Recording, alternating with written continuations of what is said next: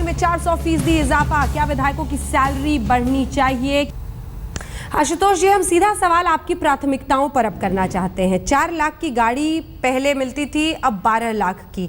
ये जो अचानक बदलाव आया है उसको समझने की कोशिश कर रहे हैं, क्योंकि ये वो पार्टी है जो आंदोलन से उपजी है। अगर आप लोग भूल गए हो तो मैं याद दिला दूं, ये वो पार्टी है जो कहती थी कि हम पैसे के लिए नहीं, लोगों की सेवा करने के लिए आए हैं राजनीति में। इसीलिए ये सवाल ज्यादा सशक्त तरीके से आप लोगों से पूछा जाता है। सवाल ये है कि 3 लाख लोग हैं जो दिल्ली सरकार के लिए अपनी पूरी जिंदगी दे चुके, पेंशन उनको नहीं मिल रहा है। अगर पियोन्स की बात कर लूं मैं, जो इस वक्त भी पियोन्स स्टेनो जो इस वक्त भी सचिवालय के बाहर बैठे हुए हैं अनशन पर, 15% उनकी सैलरी में इजाफा हुआ है 8 साल में।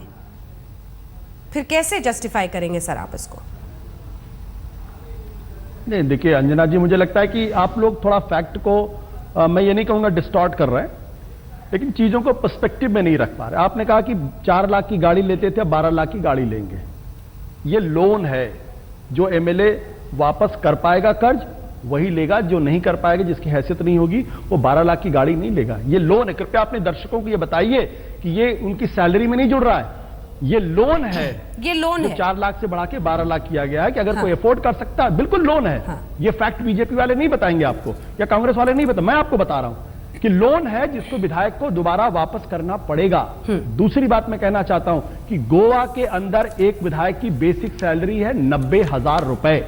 90,000 रुपए एडिशनल उसको कॉन्स्टिट्यूएंसी अलाउंसेस के नाम पर मिलता है, जहां बीजेपी की सरकार है। और गोवा के अंदर जो असेंबली का जो डेमोग्राफी है वो दिल्ली की एक विधानसभा की तुलना में 1/10 या 1/8 है। ज्योग्राफिकल स्प्रेड भी बहुत कम है। तो गोवा के अंदर तो बीजेपी जस्टिफाई करेगी, लेकिन असम के अंदर जहां पे बेसिक सैलरी 60,000 रुपए मिलेगी, जहां कांग्रेस की सरकार है, वहां ये नहीं बोलेंगे। वेंकैया नायडू जी जब इस कदम की सराहना करते हैं तो बीजेपी के संबित पात्रा जी कुछ और बात करते। मैं एक सवाल करना चाहता हूं और मुझे लगता है कि नहीं, आपने मेरे पूरे सवाल का जवाब नहीं दिया आशुतोष जी। मेरे सवाल का एक हिस्सा आप बार-बार अवॉइड कर रहे हैं। पिछले सवाल में भी आपने अवॉइड कर दिया आपके सवाल का। नहीं, दिल्ली सरकार के एम्प्लॉइज को पेंशन मिलना आपकी प्राथमिकता नहीं है सर। मैं आपके सवाल का, आप मेरी बात सुनना नहीं चाहती। अगर आप मेरी बात सुनना नहीं चाहती तो फिर कैसे इस बातचीत हो पाएगी?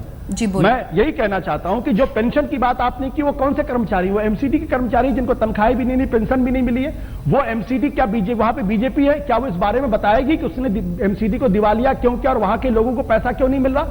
आम आदमी पार्टी ने जो पिछले साल की तुलना में इस बार कम से कम 15% ज्यादा पैसा ऑलरेडी एमसीडी को एलोकेट कर दिया है। ये बात बीजेपी क्यों नहीं बताती है? मैं फिर कहना चाहता हूं, पिछले दिनों हमने एक फ्लाईओवर जो 250 करोड़ का सैंक्शन हुआ था, उसको 150 करोड़ में बनाया, 100 करोड़ का फायदा हुआ। अगर बेईमानी होती तो ये 2.5 करोड़ का जो प्रोजेक्ट था वो 500 करोड़ होता, और 350 करोड़ जो जनता की जेब से जाने वाले थे वो बीजेपी और कांग्रेस के एमएलए अपनी अपनी जेब में भर लेते। मैं ये कहना चाहता हूं कि आप बता दीजिए मुझे कि 50,000 रुपए में कौन आदमी अपनी जिंदगी को बहुत लैविश तरीके से डील कर सकता है? क्या कोई एमएलए अपनी कॉन्स्टिट्यूएंसी में सुबह से शाम तक नहीं घूमेगा? क्या उसके पेट्रोल का खर्चा नहीं लगेगा? क्या वो टेलीफोन का इस्तेमाल करेगा? क्या उसका खर्चा नहीं लगेगा? क्या वो जो लेजिस्लेचर वर्क करता है क्या उसका खर्चा नहीं लगेगा? आज के जमाने के अंदर जब हमने स्पष्ट तौर पर कहा कि 70,000 रुपए में 30,000 कंप्यूटर ऑपरेटर को दिए जाएंगे, रिसर्च के लिए 30,000 दिए जाएंगे, 10,000 ऑफिसर, ये तो 3 मिनिमम बताया गया। इसके अलावा उसके ऑफिस में और न जाने कितने लोग रहेंगे। कॉन्स्टिट्यूएंसी के लोग के लिए रोज आते हैं कम से कम 50 आदमी अगर रोज आएंगे, अगर उनको एक कप चाय भी आप पिलाएंगे तो 350 रुपए पर डे का खर्चा है। संबित जी जवाब कौन देगा? हाँ, जो अरबपति बनते हैं, जो बीजेपी कांग्रेस के एमएलए जो लूटने के लिए सिर्फ आते हैं, जिनको सैलरी की दरकार नहीं होती, वो तो आराम से दे सकते हैं इन सब चीजों को, लेकिन हमारे विधायक नहीं दे सकते।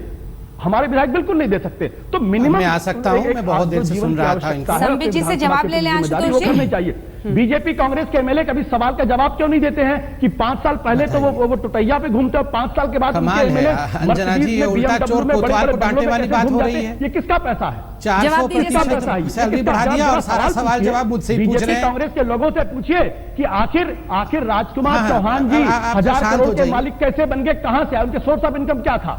पूछिए जरा इनसे। ओपी शर्मा जी कौन सा धंधा करते हैं जिसकी वजह से ये शांत होंगे तभी तो बताएंगे। सैलरी भी बढ़ा दिया, टाइम भी बढ़ा दिया बोलने का। संबित जी, देखिए, अगर राजकुमार जी 1000 करोड़ कहां से लाए, शीला दीक्षित जी का घर कैसे चल रहा था, एक सेकंड प्लीज। देखिए, मैं आपके बीच बोले ही ना, सारा वो तो जनता देख। अंजना जी प्लीज, आप अगर चाहें तो मैं चुप रह सकता हूं, संबित जी जवाब बोल सकता हूं, आप जैसा ठीक है। संबित जी बोलिए। हाँ, नंबर 1, अगर राजकुमार चौहान जी के पास 1000 करोड़ कैसे आए, शीला दीक्षित जी कितनी भ्रष्ट थी, किसका घर कैसे चल रहा है, अगर कच्चा चिट्ठा इनके पास 335 पेजेस में है तो ये जेल में क्यों नहीं बंद कर रहे हैं? जो मंत्री शीला दीक्षित के विषय में इन एविडेंसेस को मांग करते हैं, उन मंत्री को मंत्रालय से ही हटा देते हैं। तो यहां आके चिल्लाने से कोई लाभ नहीं है आशुतोष जी। आप अरविंद केजरीवाल जी के पास ये सारे एविडेंसेस लेके जाइए कि राजकुमार जी का 1000 करोड़, शीला दीक्षित जी का 5000 करोड़ जो आप जानते हैं, जो कागज आप आज तक पे लेके आए हैं, वो अरविंद केजरीवाल जी को दिखाइए ताकि वो शीला दीक्षित और राजकुमार चौहान को जेल के अंदर बंद कर सके। यहां के हमारे पे चिल्लाने से कुछ नहीं होगा। दूसरी बात है अंजना जी, ये 12 लाख जो कार लोन था ना, आप थोड़ा सा जानती नहीं है, मैं बता दूं। 2 कार खरीदने के लिए दिया गया है, एक सम नंबर, एक विषम नंबर, तभी तो ये चलेंगे रोज। ये थोड़ी अब मेट्रो में जाएंगे, ये आम आदमी थोड़े ही हैं। एक सम नंबर की कार, एक विषम नंबर की कार खरीदने के लिए बढ़ाया गया है। शांत रहिए, मैं बीच में नहीं बोल रहा था, बीच में नहीं बोला था। तीसरी बात सुनिए। हाँ। मैं एक पते की बात कहता हूं आपको। आप देखिए, जब विजेंद्र गुप्ता जी वॉकआउट कर रहे थे और कह रहे थे कि ये सैलरी ठीक नहीं है हाइक करना, तो आपको पता है मनीष सिसोदिया जी ने क्या कहा? मनीष सिसोदिया जी का ऑन रिकॉर्ड बयान है कि ठीक है, आप भी विधायक हैं, आप इस प्रस्ताव को मान सकते हैं या रिजेक्ट कर सकते हैं, यह आपके ऊपर डिपेंड करता है कि आप सैलरी ले या नहीं ले। ठीक है, अगर राखी बिडलान जी और 2-1 लोगों को आपको लगता है कि सैलरी इस प्रकार की होनी चाहिए, तो वो 2-1 लोग एक्सेप्ट करें, बाकी सभी लोग 6.29 करोड़ आपका औसत है ना, वो सब रिजेक्ट कर दे।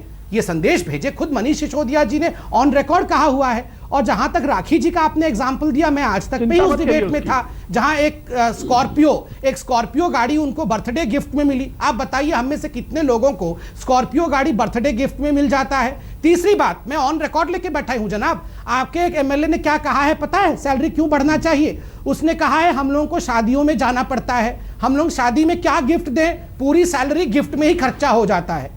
आप लोग आम आदमी हैं, कितने लोग दिल्ली में ऐसे हैं जो शादी में जाके पूरी तनख्वाह गिफ्ट में खर्चा कर देते हैं और इसलिए सैलरी बढ़नी चाहिए। ऑन रिकॉर्ड बयान है साहब, ऑन रिकॉर्ड बयान है, शादी में गिफ्ट देना है, ये सब है, इसलिए आप सैलरी बढ़ा रहे हैं और आप आम आदमी हैं। पात्रा जी जो है, देखिए संबित पात्रा जी को तो कभी ये बात समझ में नहीं आएगी कि राखी बिरलान कैसे हो, किस तरीके गरीबी, मतलब एक दलित की बेटी का इस तरीके से खुलेआम मैं व्यक्तिगत नहीं बोल रहा हूं, जो मैंने न्यूज में डिबेट किया वही बता रहा हूं। बीजेपी कर सकती है।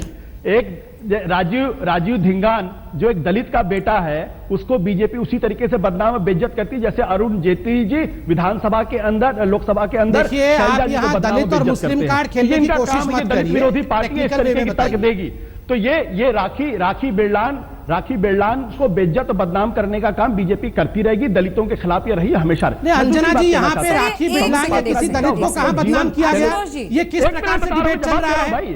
ये दलित यहाँ दलित बीच में कहां से आया? को जवाब दे रहा हूं ना आशुतोष जी। नहीं, ये दलित बीच में कहां से आया, आप बताइए जरा मुझे। ये पूरा 400% का सैलरी इजाफा आप राखी बिरलान का नाम ले लेकर जस्टिफाई करेंगे? मतलब मैं भी शुरू से पूछ रही हूँ सर, जितने सवाल पूछती हूँ आप शुरुआत राखी बिरलान से करते हैं। अगर आपके 2 विधायक बहुत तंगी में जी रहे हैं तो उनके लिए कदम उठाया जा सकता है सर। बड़ी पर्सपेक्टिव में बात कीजिए ना, बड़े पर्सपेक्टिव में समझाइए। मैं आज तक चैनल को बहुत अच्छी तरीके से जानता हूं। ये जो आप लोग 400% बार कहते हैं ना, जरा इसको ये कहिए कि 50,000 रुपए उनकी बेसिक सैलरी, ये बोलिए और फिर दिल्ली की जनता से पूछिए कि क्या 50,000 के अंदर कोई विधायक लैविश तरीके से रह सकता है या नहीं रह सकता। आप लोग जो 400% करके जो हाइप करने की कोशिश कर रहे हैं, सेंसेशनलाइज करने की कोशिश करते हैं, वो ठीक बात नहीं। आप दिल्ली के लोगों से बोलिए ना, पहले दिल्ली के 12,500 मिलता था, अब 50,000 रुपए पर मंथ मिलेगा और सारा ब्रेकअप आप जनता के सामने रखिए। और मैंने तो कभी यह सवाल नहीं उठाया कि देश के प्रधानमंत्री को 50,000 रुपए की बेसिक सैलरी मिलती है, लेकिन देश के प्रधानमंत्री जी दिन में 3 बार कपड़े कैसे बदलते हैं? मैं तो नहीं 50,000 में दिन में 3 बार कपड़े बदल। वक्त की कमी है सर, मुझे सबको रोकना पड़ गया बहस में। आप सभी का बहुत बहुत शुक्रिया हमारे साथ इस चर्चा में शामिल होने के लिए। लेकिन सवाल प्राथमिकताओं पर बार बार उठ रहा है कि हम ऐसी पार्टी हैं जो सेवा के लिए राजनीति में आए हैं, इसीलिए आज पूछा जा रहा है। शायद ये सवाल हमने आपसे भी पूछा था कि क्या 400% दिल्ली के विधायकों की सैलरी बढ़ाना सही फैसला है? 11% कहते हैं हाँ, जबकि 89% लोग ये मानते हैं, हल्ला बोल देखने वाले दर्शक मानते हैं कि ये फैसला सही नहीं है। आप देखते रहिए आज तक।